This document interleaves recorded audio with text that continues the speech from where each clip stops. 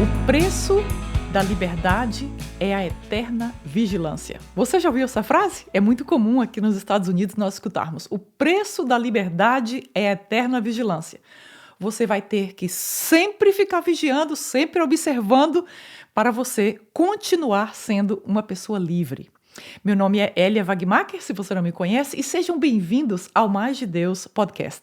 Hoje nós vamos estudar sobre Gálatas 4. Você já notou que muitas vezes nós nos libertamos de algo em nossa vida e de repente nós caímos outra vez e caímos outra vez. Seja a bebida, seja a prostituição, seja a mentira, seja qualquer pecado. Nós voltamos àquela mesma condição de escravidão anterior. E hoje, então, o apóstolo Paulo, a palavra de Deus, nos ensina como é que nós mantemos essa liberdade que Cristo nos deu. Qual é esta liberdade, Elia, que nós vamos conversar hoje?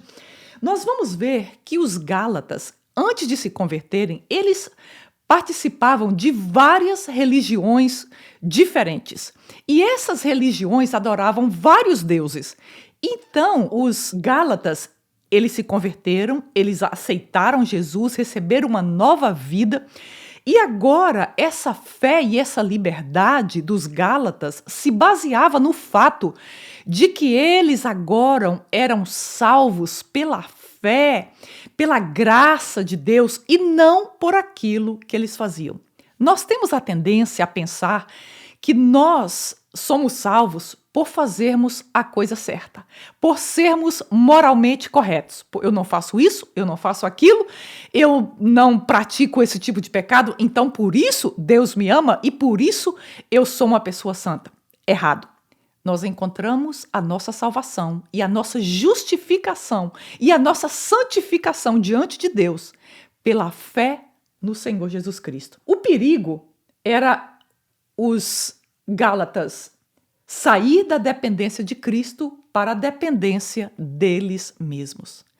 A maior tentação que nós temos em nossa vida, acredite, não é a tentação de mentir, de prostituir, a tentação de falar mal dos outros, a tentação de beber, de fumar, de roubar. A maior tentação da nossa vida é nós dependermos de nós mesmos, é dependermos da força do nosso braço e não dependermos de Deus. Esse problema de deixar a fé e retornar a essa crença de que eu sou santa, eu sou salva, eu sou justificada através do que eu faço, isso aí é uma tentação muito grande para todos nós. Então, Satanás trabalha o tempo inteiro para nós abandonarmos o poder e a soberania da graça de Deus sobre nós, nos levando a depender de nós mesmos. Como é que eu faço isso? Em minhas decisões, em minhas atitudes, em meus planos. A maior tentação que você e eu encontramos é a tentação de dependermos de nós mesmos e não de Deus. Se Satanás não puder te fazer quebrar as leis de Deus, então ele irá te fazer obedecer todas as leis com o espírito errado. A lei de Deus é uma coisa ruim? Não, a lei é uma coisa maravilhosa. Por exemplo, como é que nós iríamos saber que matar é pecado se não houvesse a lei? Imagine uma cidade que não há lei de trânsito. Imagine uma cidade, um país que não há constituição ou uma lei regendo aquele país. A lei, ela nos protege e ela nos direciona, ela nos fala como nós devemos caminhar. Mas nós temos que ter em mente, e é o que o apóstolo Paulo está debatendo aqui, de que essa lei ela não é suficientemente poderosa para nos salvar. Nós precisamos de Senhor Jesus Cristo para que nós sejamos salvos. É assim que ele destrói a nossa fé e o trabalho da graça de Deus em nós. Satanás começa a colocar na nossa cabeça, olha como você foi bom ao fazer isso. Olha, algumas vezes até nós chegamos ao cúmulo de nós nos gloriarmos por fazer o que é certo. Mas o que é certo é esperado de um cidadão, de uma cidadã e muito mais de uma pessoa que se chama cristã. Então não há nada de nos gloriarmos nisso. Mas Satanás coloca na nossa cabeça que nós estamos ótimos, nós somos grandes por nós conseguimos ter essa vitória. Com isso, Ele está colocando em nosso coração que nós não precisamos da graça de Deus para nós caminharmos com Deus, porque nós somos capazes, por nós mesmos, de vencer e de sermos pessoas fiéis. Ele trabalha para que levemos o crédito de nosso caráter e nossas obras e deixemos o Espírito Santo de fora. Ele deseja que recebamos o crédito das nossas obras e não nos humilhamos diante de Deus, dando a glória somente a Deus.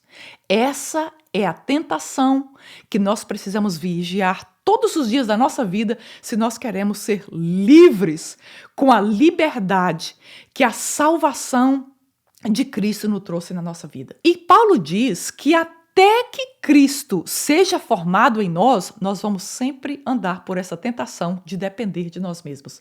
Eu queria ler com você o capítulo 4 de Gálatas, verso 12 a 20, que diz assim: Eu lhes suplico, irmãos, que se tornem como eu, pois eu me tornei como vocês.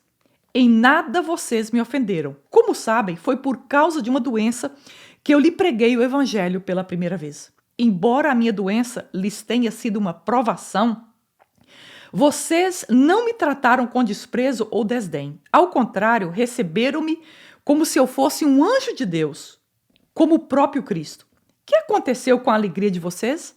Tenho certeza que, se fosse possível, vocês teriam arrancado os próprios olhos para dá-los a mim. O verso 16, tornei-me inimigo de vocês por lhe dizer a verdade? Verso 17, os que fazem tanto esforço para agradá-los não agem bem, mas querem isolá-los, a fim de que vocês também mostrem o zelo por eles. Vou parar aqui.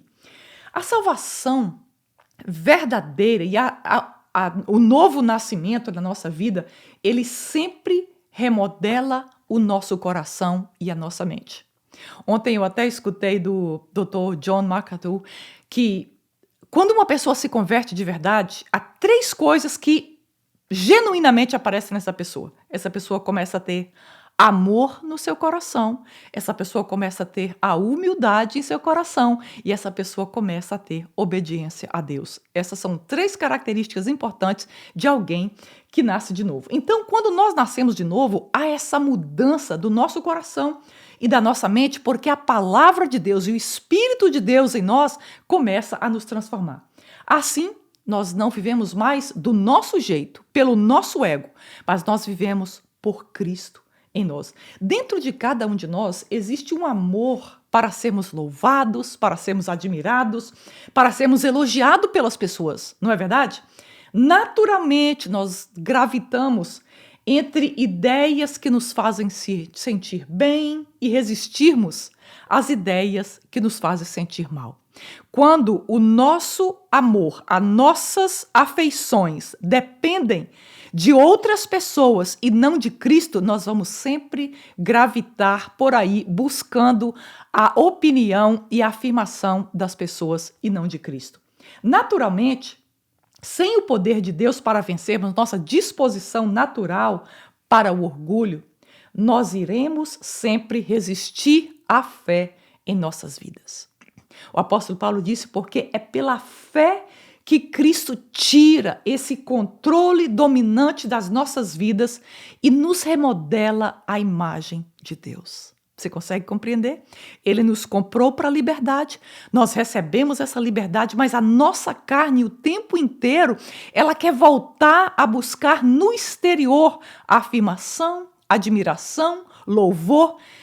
Então, nós precisamos depender do Espírito Santo para que nos ajude a viver dependendo de Cristo. Não é natural para as nossas mentes serem transformadas por Cristo no nível onde nós daremos a Ele todo o crédito de qualquer coisa boa que nós fizermos. Você deseja dar glórias a Deus em sua vida? Deseja glorificar a Deus em sua vida? Então, nós precisamos transformar a nossa mente com a palavra e a presença de Deus, para que nós cheguemos no nível onde tudo o que aconteça, nós entendamos que não foi por nós mesmos, mas foi por causa de Cristo. O nosso amor por sermos admirados dificulta nós confiarmos em Cristo, porque o propósito de Cristo é exatamente o contrário. O propósito de Cristo é remover de nós Cada área da nossa vida onde nós gabamos de nós mesmos. Quando nós temos essa tendência a achar que nós somos bons demais nisso, inteligentes demais, fortes demais, bonitos demais, o trabalho do Espírito Santo é tirar de nós esse ego dentro de nós e colocar em nós uma confiança em Cristo e deixar que Ele brilhe através da nossa vida. Você pode pensar, Elia, mas eu não quero perder isso.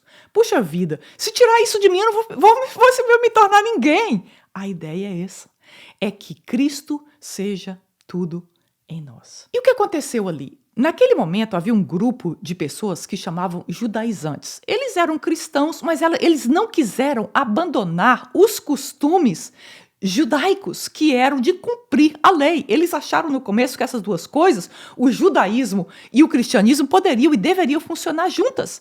Até hoje nós encontramos judaizantes por aí afora. Todos nós queremos cumprir, devemos cumprir a lei, porque Cristo é o cumprimento da lei. Mas nós não devemos cumprir hábitos e cerimônias judaicas, porque isso Deus deu para o povo judaico e não para o povo gentil. Então os judaizantes encontraram no coração daqueles gálatas algo que, ao invés deles trabalharem para aquilo sair do coração deles, que era o orgulho e o desejo de vencer por eles mesmos e ser santos por eles mesmos, ao invés dos judaizantes trabalharem e tirar isso fora, eles pegaram esse orgulho no coração deles e enforçaram o judaísmo aí. O que é isso? Você vai se vencer pelas suas obras.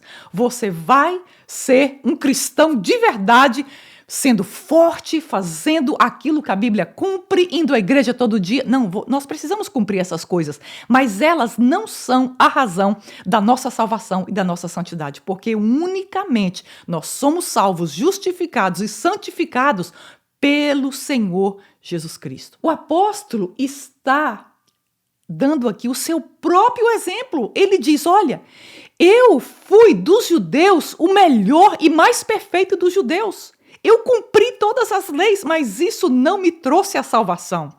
Isso não me trouxe a santificação. A nova vida eu só consegui no Senhor Jesus Cristo. Então o apóstolo diz nesse texto que ele está preocupado porque eles estão se deixando levar por esta ideia, por esta crença de que através das obras deles, eles poderiam se santificar e, vamos dizer assim, ganhar pontos com Deus. Vou ler o verso 19, diz assim, verso 18 e 19. É bom sempre ser zeloso pelo bem e não apenas quando estou presente.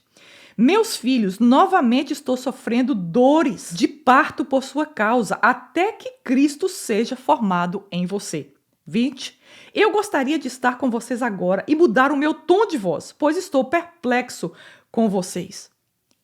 Paulo está dizendo, ele está tão preocupado com essa nova ideia, nova crença na mente dos Gálatas, que ele está tendo dores de parto por eles outra vez. Ele está preocupado e angustiado porque eles não poderiam seguir por esse caminho da lei, deixando a graça de Deus do lado. Então ele está dizendo, eu estou com essas dores de parto até que Cristo seja formado em vocês. Eu te pergunto, Cristo já foi formado na sua vida? Quando você olha no espelho, você vê você? Ou você vê o caráter de Cristo e a pessoa de Cristo moldada dentro de você? Porque ele está dizendo, até que Cristo seja formado em nós, nós vamos estar sempre voltando a essa tentação de achar que nós somos bons demais, santos demais, corretos demais, moralmente corretos e puros, por isso nós somos pessoas santas e salvas. A doutrina que o apóstolo está ensinando é o oposto do que os judaizantes estão ensinando. Os judaizantes faziam esforço para agradar os gálatas e os levavam a fazer algo que eles sentissem bem consigo mesmo, porque imagina comigo, você, por exemplo, sofre a tentação de falar mal de alguém e você não fala. Puxa, então, eu consegui fazer isso, então eu me sinto muito bem com aquilo. Você teve a chance de fazer algo errado, mas você não fez, você foi forte, não, você não fez. Então, os judaizantes pegavam o orgulho no coração dos Gálatas e maximizava isso. É isso que a salvação pela lei faz no coração da pessoa. E Paulo aqui está trabalhando, não é por aí, é pelo caminho da graça que nós vencemos as tentações e que nós nos tornamos pessoas como Cristo é. Os Gálatas estavam sendo circuncidados outra vez. Isso era o que Deus havia orientado para os judeus lá atrás. Eles já haviam se convertido, aceitado o Senhor Jesus, aceitado a fé, mas agora os judaizantes estavam ali trazendo de volta a lei para que eles cumprissem a lei. E o apóstolo Paulo está aqui angustiado nesse texto, porque ele diz, vocês vão voltar à lei outra vez e deixar o evangelho da graça e a liberdade que vocês alcançaram em Cristo? Eles começaram a cumprir o calendário judaico, cumprir as datas santas que faziam parte do calendário e da lei judaica, para ganharem pontos com Deus, para acharem diante de si mesmo que eles agora estavam cumprindo o que Deus havia mandado. Então, essa teologia das obras, elas têm a raiz no orgulho. Esse é o problema. Quando nós achamos que nós somos pessoas corretas, moralmente padrão, moralmente exímios naquilo que nós fazemos, nós não fazemos nada de errado, a raiz disso está no orgulho dentro de nós. Nós fazemos para dizer que nós somos bons, nós somos corretos, nós somos inteligentes, nós somos capazes. E isso tudo é contrário ao evangelho do nosso Senhor Jesus Cristo, que nos chama, nos convida para uma vida de humildade, onde nós dependemos de Cristo para absolutamente tudo que nós fazemos. Aliás, nesse mesmo livro de Gálatas, o apóstolo Paulo diz que nós precisamos morrer para Cristo, morrer completamente. E ele diz, já não vivo eu, mas Cristo vive em mim.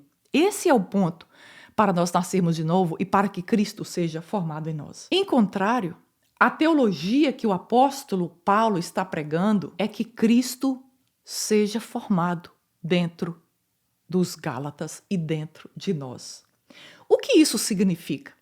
Ser formado de dentro para fora, pela presença de Cristo, ao ponto que não conformamos mais com esse século, mas somos transformados pela renovação da nossa mente, como diz lá em Romanos 12, 1 e 2. O que é que o apóstolo Paulo está ensinando aqui? Ele está ensinando que esse evangelho judaizante das obras, ele é de fora para dentro.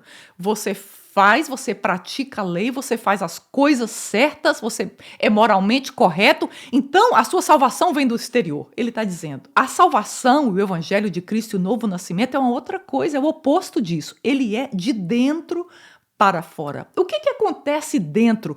Cristo vai sendo formado dentro de nós, a nossa mente vai sendo transformada com a palavra de Deus, Cristo vai tomando forma dentro de nós a ponto de que nós tornamos as pessoas que nós não conformamos mais com o que está acontecendo ao redor de nós, do nosso exterior, mas nós agora estamos tão alinhados com Cristo que nós temos a mente de Cristo. É isso que o apóstolo está ensinando. Ser moldado por essa união com Ele é ser formado e dominado por Ele a tal ponto que nós podemos dizer o que o apóstolo diz em Gálatas 2:20.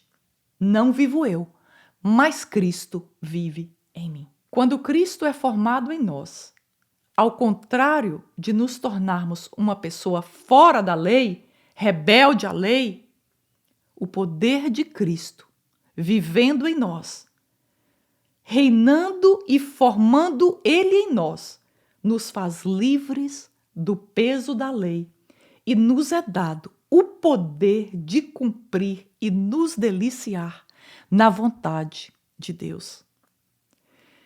Você deve estar pensando nessa altura, peraí, então se tornar cristão é ser oposto a cumprir a lei? Então eu não preciso cumprir nada do que a lei diz, eu posso ser um rebelde, uma rebelde, fazer o que eu imagino, fazer o que eu quero? Não, é o contrário. À medida que nós vamos tornando como Cristo é e Ele vai sendo formado em nós, Ele então nos dá esse poder para cumprir a lei sem nenhum problema. Naturalmente, sem nenhuma resistência, nós vamos fazer aquilo que é correto e aquilo que agrada a Deus e aquilo que é moralmente certo, porque agora nós somos uma nova criatura e nós naturalmente cumprimos a lei e nós fazemos isso com naturalidade, porque a palavra de Deus passa a ser natural em nós. Você é uma pessoa que está tendo a sua vida moldada pela graça de Deus, tendo Cristo sendo formado dentro de você? Ou você é uma pessoa que está seguindo a sua vida cristã, observando aquilo que você faz de certo e aquilo que você faz de errado? Existe uma história que eu amo, que é uma mulher que casou com um homem que se chamava Mr. Law. Ou ela casou com a lei. Então, todos os dias ele se levantava e dava para ela várias coisas. Olha, você vai fazer isso, isso, isso, isso, isso, isso. Alguns dias ela conseguia cumprir alguma coisa, mas outros dias ela absolutamente não conseguia cumprir toda aquela lei. E ela foi se cansando, ela foi ficando desesperada, porque quando ele chegava à noite em casa, ela dizia para ele, olha, eu não consigo cumprir isso. Eu não consigo fazer porque é muito difícil para mim. Então, ele disse para ela um dia, olha, para você parar de cumprir a lei dessa forma, você precisa morrer. E ela estava então tão cansada de tentar cumprir a lei, fazer o que a lei mandava e não conseguia, que ela disse, então eu prefiro morrer. Então essa mulher morreu e ela então se casou com a Graça, que seria Mr. Grace. E quando então essa mulher se casou com Mr. Grace, o que aconteceu? De manhã, Mr. Grace, o marido dela, dizia, olha, hoje vai fazer isso, isso e isso. Quando chegava ao final da tarde, ela também não tinha conseguido fazer aquelas coisas. Então, Mr. Grace ia e ajudava ela a fazer. Pegava a mão dela e ajudava ela a fazer o que ela não estava conseguindo fazer. E assim, essa senhora continuou casada com Mr. Grace, porque ele era a Graça que ajudava, que caminhava com ela, cumprindo aquilo que ela não conseguia cumprir. Essa história revela exatamente a nossa vida com Deus.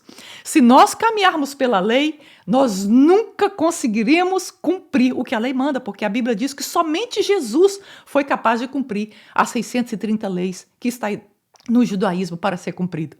Mas quando nós estamos em relacionamento com a graça de Deus, então essa graça dentro de nós, ela pega a nossa mão e nos ajuda a cumprir o evangelho e caminhar com Deus, porque agora ela não manda, mas ela está dentro de nós, nos ajudando a cumprir o evangelho. Cristo é formado naqueles que abandonam a si mesmos para Deus. Se nós queremos ser crente de verdade, nós queremos ser uma pessoa que caminha com Cristo, nós precisamos abandonar o nosso eu e o nosso ego nas mãos de Cristo.